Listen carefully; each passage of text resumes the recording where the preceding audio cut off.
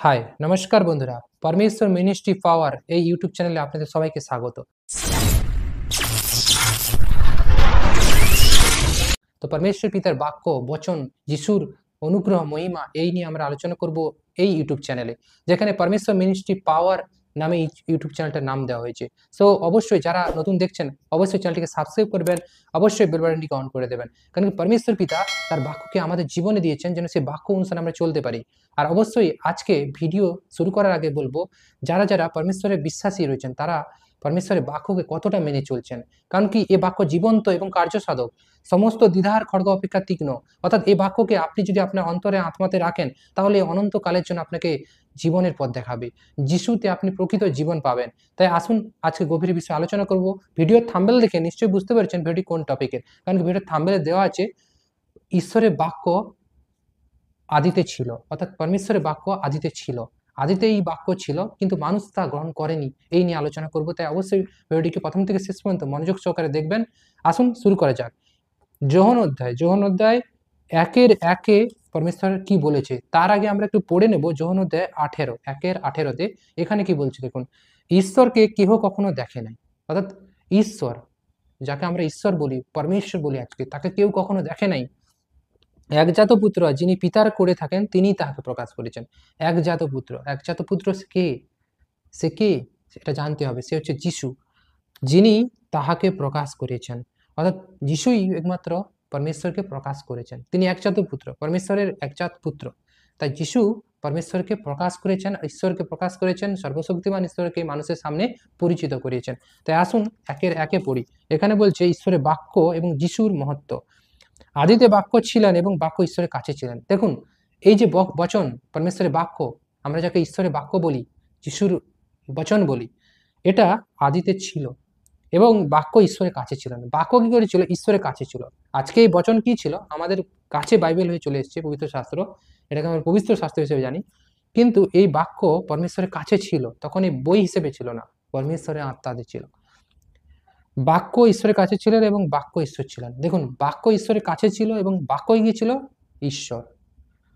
তিনি আদিতে ঈশ্বরের কাছে ছিলেন। তিনি আদিতে, অর্থাৎ সবকিছু তৈরির আগে, পৃথিবী সৃষ্টির আগে, সবকিছু তৈরির আগে কার কাছে ছিল? পরমেশ্বরের কাছে সবকিছু ছিল। তিনি আদিতে ঈশ্বরের কাছে ছিলেন, সকলই তাহার দ্বারা হইয়াছিল। সবকিছু সৃষ্টি কে করেছে? পরমেশ্বর। আকাশ, পৃথিবী, চন্দ্র, সূর্য, যা কিছু দেখছেন, গোটা পৃথিবী, পৃথিবীর বাইরে উপগ্রহ, গ্রহ, সবকিছু, world, one and only powerful god, তিনি ক্রিয়েশন করেছেন, তিনি ক্রিয়েট করেছেন, তৈরি করেছেন। সকলই তাহার দ্বারা হয়েছিল, যাহা হইয়াছে তাহার কিছু তাহা ব্যতি রেখে হয় না। অর্থাৎ যা কিছু সৃষ্টি হয়েছে পরমেশ্বরের ছাড়া কিন্তু হয়নি। মানে ঈশ্বর ছাড়া, পরমেশ্বর পিতা, ঈশ্বর যিনাকে আমরা পরমেশ্বর বলি, তিনি ওয়ান অনলি গড, তিনিই প্রকৃত ঈশ্বর। তাকে ছাড়া কিছু ঘটেনি। তাহার মধ্যে জীবন ছিল। তার মধ্যে কি ছিল? জীবন। এবং সেই জীবন মনুষ্যগণের জ্যোতি ছিল। এবং সেই জীবন কি ছিল? মানুষদের জ্যোতি। অর্থাৎ সেই জীবন আজকে মানুষের কাছে কি জ্যোতি স্বরূপ হয়েছে। অর্থাৎ সেই জীবনের মধ্যেই জ্যোতি ছিল। আর জ্যোতি কার মধ্যে আছে? পরমেশ্বরের মধ্যে। আর সেই জ্যোতি অন্ধকারের মধ্যে দীপ্তি দিতেছে। আজকে সেই অন্ধকার, পৃথিবী তখন কি ছিল? ঘোর অন্ধকার। আর তার উপরে কি? ঈশ্বরের আত্মা ভেসে বেড়াচ্ছিল। আদি পুস্তকে যদি পড়েন বাইবেলের প্রথম চ্যাপ্টার, তাহলে আপনারা এই বিষয়টা বুঝতে পারবেন। পৃথিবী ছিল ঘোর শূন্য অন্ধকার, আর এই পরমেশ্বরের পবিত্র আত্মা এখানে ভেসে বেড়াচ্ছিল, জ্যোতি দিচ্ছিল অন্ধকারের মধ্যে। আর সেই অন্ধকার কি হলো দেখুন, মানে জ্যোতি বলতে সেই সময় জ্যোতি ছিল জীবনের মধ্যে, তখন জ্যোতি প্রকাশিত হয়নি। আর সেই জ্যোতি অন্ধকারের মধ্যে দীপ্তি দিতেছে, আর অন্ধকার তাহা গ্রহণ করিল না। আর অন্ধকার তা গ্রহণ করল না। আজকে পরমেশ্বর পিতা পবিত্র আত্মার ব্যবস্থা আজকে জগতে মানুষের কাছে এসছে, মানুষেরা গ্রহণ করছে না, পবিত্র আত্মায় অঙ্গীকার হচ্ছে না, পরিত্রাণের রাস্তা পাচ্ছে না। একজন মনুষ্য উপস্থিত হইলেন, তিনি ঈশ্বরীতে প্রেরিত হইয়াছিলেন, তার নাম যোহন। অর্থাৎ আদি পুস্তক যদি পড়েন তাহলে পৃথিবীর সৃষ্টি বিবরণ, কিভাবে পৃথিবী তৈরি হয়েছিল, সৃষ্টি সবকিছু বিষয়টা ক্লিয়ার হবে, আপনারা বুঝতে পারবেন। আর এখানে যে বিষয়টা বলা হয়েছে সেটা নতুন নিয়মে, পরমেশ্বরের কাছে বাক্য ছিল, বাক্য মানুষের কাছে এসছে, সেটা জ্যোতি স্বরূপ হয়ে এসছে, অন্ধকার তা গ্রহণ করছে না, এই বিষয় নিয়ে। তাই এখানে বলছে একজন মনুষ্য উপস্থিত হইলেন, তিনি ঈশ্বরীতে প্রেরিত ছিলেন। একজন মানুষ আসলো, যাকে কিনা পরমেশ্বর প্রেরণ করেছে, পাঠিয়েছে। তার নাম কি? যোহন। তার নাম কি ছিল? যোহন। তিনি সাক্ষ্যের জন্য আসিয়াছিলেন, যেন সেই জ্যোতির বিষয়ে সাক্ষ্য দেন। তিনি সাক্ষ্যের জন্য এসেছিল, জ্যোতির বিষয়ে, পরমেশ্বরের বিষয়ে মানুষকে বলে। যেন সকলে তাহার দ্বারা বিশ্বাস করে। আর যোহনকে পাঠানোর উদ্দেশ্য ছিল পরমেশ্বর যেন মানুষ বিশ্বাস করে, এইসব বিশ্বাস তৈরি করেছে। সব থেকে বড় হচ্ছে বিশ্বাস, আর বিশ্বাস তৈরি করার জন্য মানুষের মনে যোহনকে পাঠানো হয়েছিল, পরমেশ্বর দ্বারা প্রেরিত করা হয়েছিল। তিনি সেই জ্যোতি ছিলেন না, কিন্তু আসিলেন। যোহন কিন্তু জ্যোতি নয়, যোহন জ্যোতি নয়, প্রকৃত যিনি জ্যোতি তিনি কিন্তু যোহনের পেছনে ছিল, যেন সেই জ্যোতির বিষয়ে সাক্ষ্য দেন। প্রকৃত জ্যোতি ছিলেন যিনি সকল মনুষ্যকে দীপ্তি দেন, তিনি জগতে আসিছিলেন। যোহন কিন্তু জ্যোতি নয়, কিন্তু তিনি জ্যোতির বিষয়ে সাক্ষ্য দেওয়ার জন্য এসেছিল, আর তিনি যেন সব মানুষকে সত্যটা জানাতে পারেন। আর যিনি প্রকৃত জ্যোতি তিনি মনুষ্যকে দীপ্তি দেন, অর্থাৎ অন্ধকারকে আলো দেন। যিনি জগতে আসছিলেন, তিনি জগতে ছিলেন এবং জগৎ তার দ্বারা হইয়াছিল।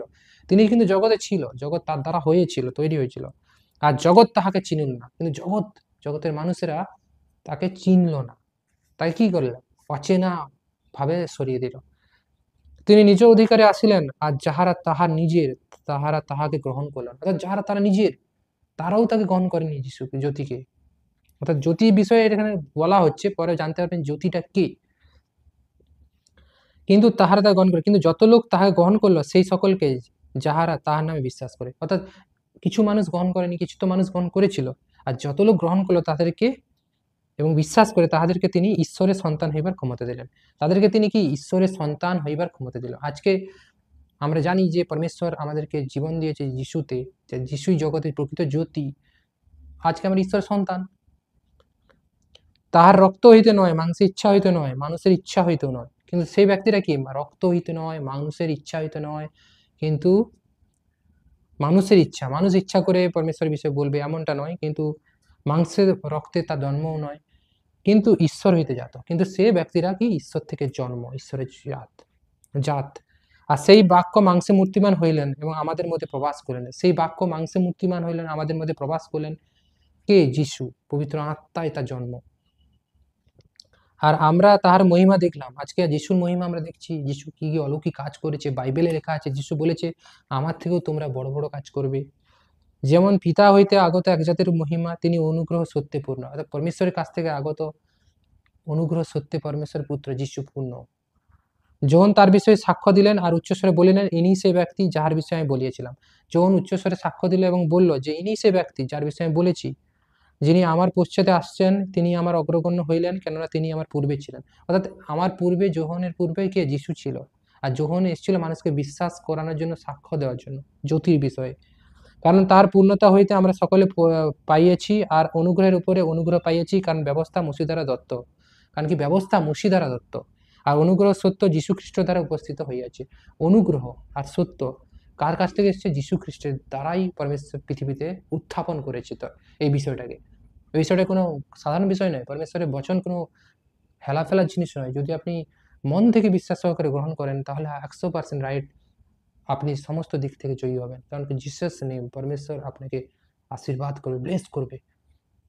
ঈশ্বরকে কেহ কখনো দেখে নাই, একজাত পুত্র যিনি পিতার করে থাকেন। অর্থাৎ ঈশ্বরকে আছে আমরা কেউ দেখি নাই তার জন্য, কিন্তু জ্যোতি, পরমেশ্বরের জ্যোতি যিশু, ঈশ্বর যিশুর মধ্যে থেকে নিজেকে তুলে ধরেছেন, যিশুর মধ্যে থেকে নিজেকে প্রকাশ করেছেন, বাট ডাইরেক্টলি নট প্রেজেন্ট। কারণ কি? পরমেশ্বর অদৃশ্য আত্মা, নিরাকার আত্মা, আপনাকে দেখা দেবে না। কারণ কি? ওনার ফিলস আপনাকে অনুভব করতে হবে, ওনার প্রেজেন্টেস, যে পবিত্র আত্মা যখন আপনার মধ্যে থাকবে আপনি নিশ্চয়ই বুঝতে পারবেন। চেক করবেন, আত্মাকে চেক করতে হবে, আর আত্মাতে চালাক হতে হবে। কারণ পরমেশ্বরের আত্মা চালাক আত্মা। পরমেশ্বরের আত্মা কোনো দুষ্ট আত্মা নয়, পরমেশ্বরের আত্মা হচ্ছে পবিত্র আত্মা।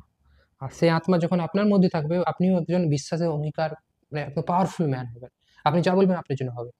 যিশুতে আপনার মধ্যে সেই ক্ষমতা আসবে যদি আপনি পরমেশ্বরের বাক্যকে মেনে চলেন। কারণ বাক্যই হচ্ছে ঈশ্বর, আর আদিতে ঈশ্বরের কাছেই বাক্য ছিল। তাই বাক্যকে ধ্যান করুন, পরমেশ্বরের বিষয়ে ধ্যান করুন। অবশ্যই ভিডিওটি যদি ভালো লাগে, পরমেশ্বর মিনিস্ট্রি পাওয়ার এই ইউটিউব চ্যানেলকে অবশ্যই সাবস্ক্রাইব করবেন, আর অবশ্যই ভিডিওগুলো লাইক, কমেন্ট, শেয়ার করতে ভুলবেন না। আর অবশ্যই আমাদেরকে ফোন করবেন যদি কোনো প্রয়োজন থাকে। অবশ্যই ডিসক্রিপশনে ফোন নাম্বার দেওয়া থাকবে। পরমেশ্বর পিতার গভীরের বিষয়ে জানার জন্য, যিশুর বিষয়ে আরও গভীরভাবে জানার জন্য যোগাযোগ করবেন। তো ধন্যবাদ পিতা পরমেশ্বর, ধন্যবাদ মহান যিশু, আমেন।